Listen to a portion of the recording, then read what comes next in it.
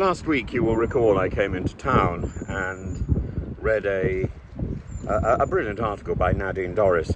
I thought, ooh, let's keep up a good tradition, do the same thing again today. I was wrong. She's written the most utter tosh about Boris Johnson. Now, she and I would agree that Nigel Farage's offer to be a go-between between Trump and Keir Starmer is absurd. But Nadine Dorries' offer that this job should be done by Boris Johnson is simply absurd. Her fangirl thing with Boris has outdone its test of time.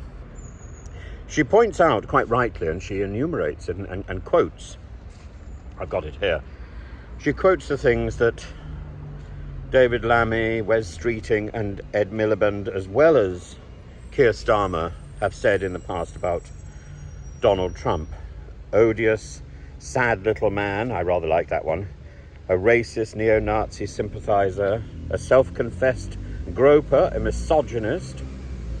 And Starmer said, rather charmingly and rather eloquently, humanity and dignity were not understood, were two words not understood by Trump.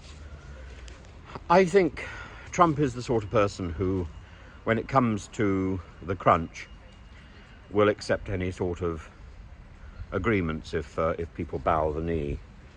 And Farage, Nadine Dorries points out quite rightly again, was probably not being serious in making his offer. She says it was a clever way of putting himself and reform back in the spotlight. Indeed it was. In fact, Farage seems to have a clever way of doing that almost every day.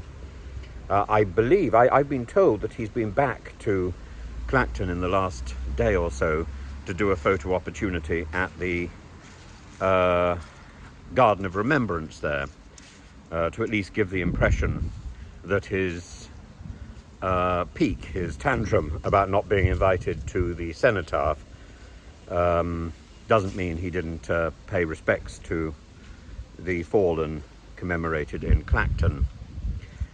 Well, I don't think he did it on the Sunday, but could Trump possibly be the person to save the relationship between Britain and the UK? I don't think so. And he's certainly not going to be the go-between for Keir Starmer. Keir Starmer, not only is he on record saying rather dodgy things about Donald Trump, he's also on record saying that he doesn't like Trump or Boris.